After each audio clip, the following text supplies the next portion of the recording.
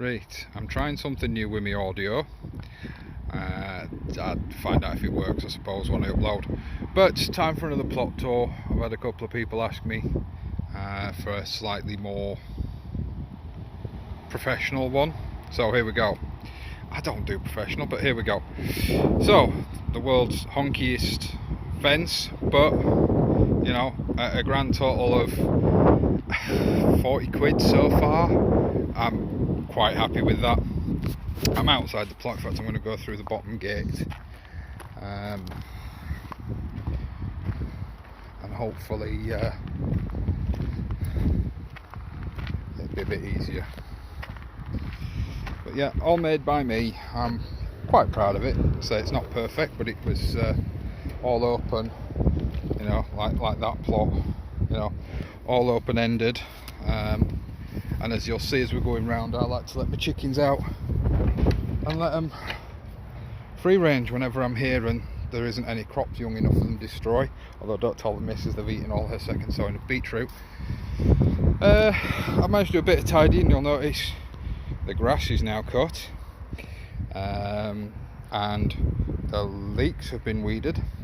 But you know what, I don't go crazy for weeding and trimming, and you know, you'll never beat nature. So anyway, leeks, sweet corn, different variety of sweet corn, and mini pot baby sweet corn, interplanted with sunflowers, normal ones, sunburst ones. Don't know why I had more than that in, but they seem to have disappeared. And then sort of the three sisters, although here I only have two of them because who wants three women about.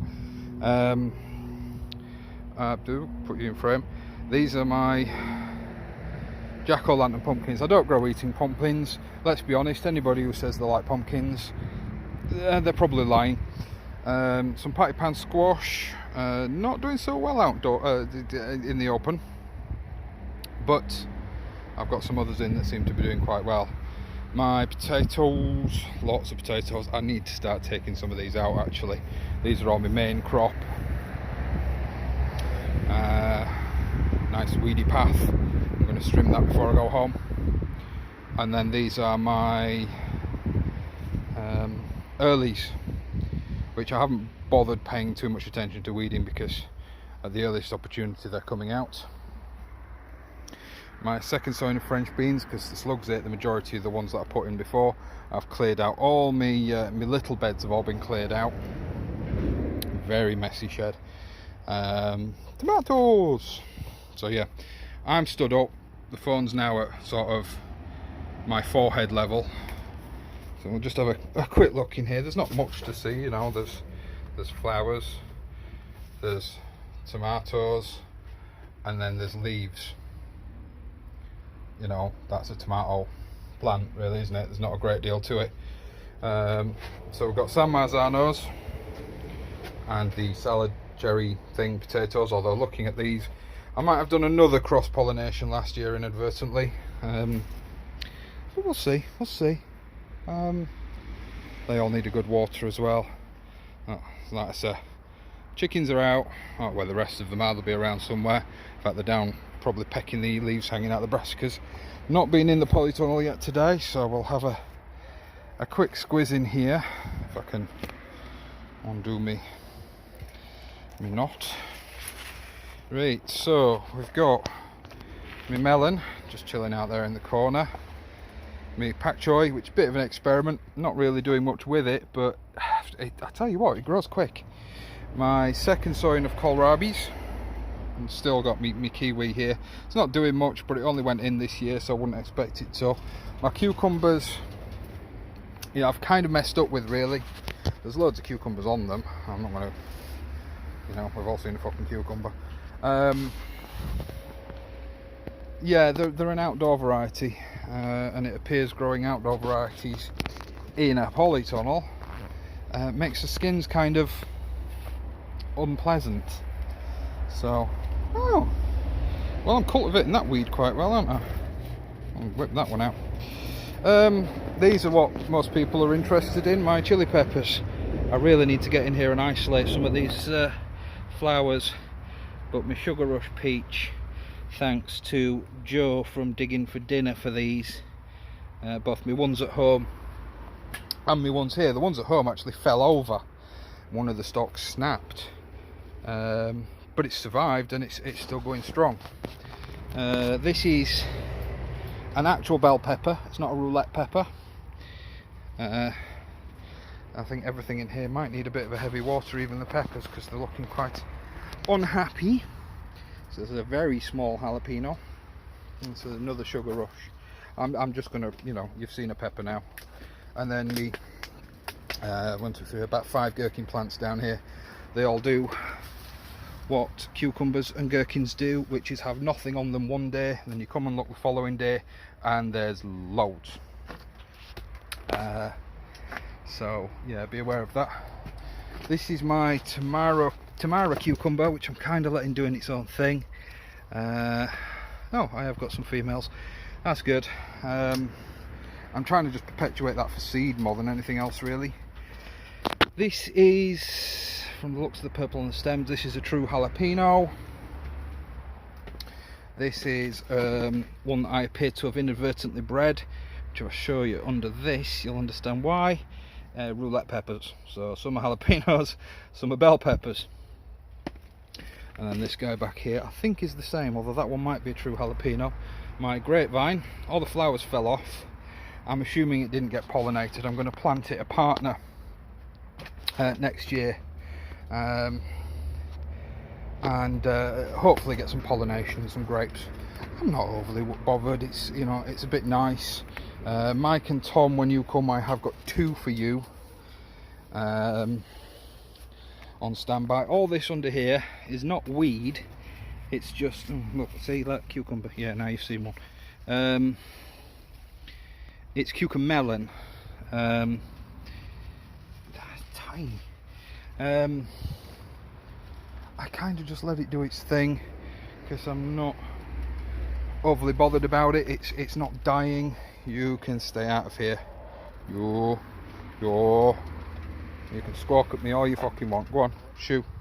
You're not coming in and eating the stuff in here you like to eat, which is everything. So yeah, still on with more kohlrabi. The kids absolutely love that. These are true bells. These are proper bell peppers, and there's some lovely ones on these. This guy, you know, for such a piddly little plant, has got so many peppers on it. I've had to brace it. I really want to take some off, but a green pepper is just an unripe pepper. It's all right for cooking with, but you know, this time of year, who wants cooking peppers? We all want bloody, you know, salad munching peppers. The remainder of my first sowing of beetroot. The missus says she wants to let them grow on a bit, so I'm just keeping an eye, making sure they don't get woody, giggity, and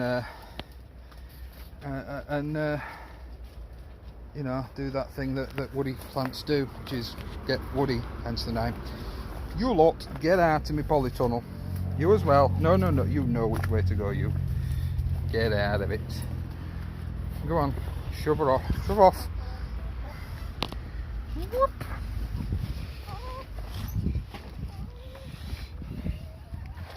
Excuse me a second, this is not going to be an edited video, so I just need to tie, yeah, you know, 5 minutes. My berries, which are all, as I said before, year 1.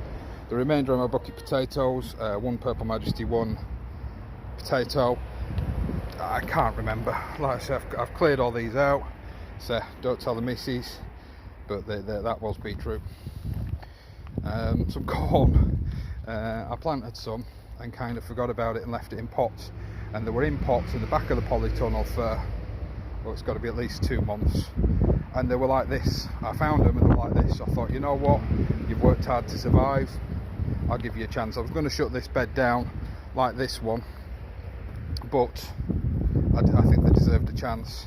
I'm totally skipping over my trees, but you've seen them, you know, time and time again. I'm not going to go over them again. My apple, once again, I mean, it's dwarf apple, and there must be, in all fairness, I hoped it had dropped more than it has, but there must be 30 apples on there, so I've had to give it a new brace. I've had to, you know, want to support all the branches. You know, it's just eager, I suppose. This is coming out. This is what's going to be top dressing on my raised beds over winter, on top of manure and so on and so forth. I don't know if you can see through this green stuff, but I'm not lifting it off. Got some chard, which principally I grow for the chickens, but I actually want to taste some this year. And my French beans and some more volunteer potatoes. Jesus, I've never grown potatoes down this side of the allotment, and they're coming up. So these are my 3 beans. There was sort of 8 in here, but the slugs got them, but 3 have survived. I've cleaned up most of my fruit cage, but once again, these are all year 1 from those really cheap B&Q £2.50 root ball ones, bare root ones. Yeah, they've survived. I didn't expect much from them. Once again, it's year 1.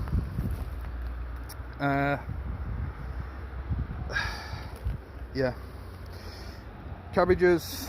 So we've got some of those and some more greyhounds, which are probably ready to come out, but I haven't eaten the 6 that I picked the other day. Then down there, if you can see me, we've got some reds, and then up the back there some sprouts, which I've already de-stemmed the lower third of, de-leaved the lower third of, which sort of gave me cabbages a bit more room, and hopefully it will allow the Brussels sprouts, or it will allow the plant to put more effort into the Brussels sprouts, or it'll just grow taller. You know what, it's Brussels sprouts. Nobody's that bothered, are they? Yes, I like them, but nobody's that bothered, apart from, I suppose, Birds Eye, who sell them. I mean, you can see little nodules in the leaf holes. I don't know, I might have been too soon to pull them off, but yeah, I'm not overly bothered. Strawberry bed, I've pretty much put it to bed. There's still some strawberries in there, but I'm not overly bothered. And hey, you know, it's little clusters of seeds. If any of them survive and don't get eaten by slugs, you've seen this a dozen times. The pine berries, God, they're lovely. I'm going to have to try and propagate as many of those as possible.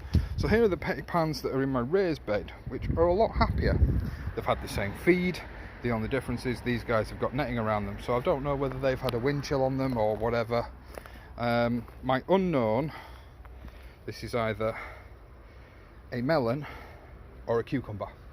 Completely unknown, no idea. These tufts around the edges, by the way, are just shallots that I haven't pulled out yet because I'm lazy. Mike, if you're watching this, when you come over, on top of the shopping list that you're already bringing, if you can bring me about a little, you know, the little 500ml Coke bottles, if you can spare it, one of those with some glyphosate in, just so I can do the edges. Saves me buying, you know, a big ass bottle when I'm short on cash. This is my Wongbok. I'm going to start calling it Napa cabbage because I hate saying Wongbok. It sounds like I'm being terribly prejudiced. Not prejudiced, stereotype, I don't know. Rude. Yeah, it's survived, it's gone outside, it's survived, it's happy. This, once again, is the apple tree that I took. I brought up from another plot. I didn't expect it to even go this far this year, really. I was dubious as to whether it was going to survive, but bless me, but it has, so we'll see. Hopefully it'll give us some fruit next year. Here's the rest of the chickens. You've probably seen them as we're walking around, and that's pretty much it, apart from the peas. My little, oh god, the door's blown open, nobody's in there. Okay, stay out, you lot, I'll be done in a minute. Just a quick look at the peas. Yes, they're just peas, but one of my favourite crops. They're like little allotment sweets. You know, there's actually, when you get down and look, hundreds. I'm just waiting for them to fatten up. I had a bit of a harvest yesterday. Me and the kids sat down and after dinner ate them as a dessert. They're that sweet. Yeah, these beds have been cleared out as well.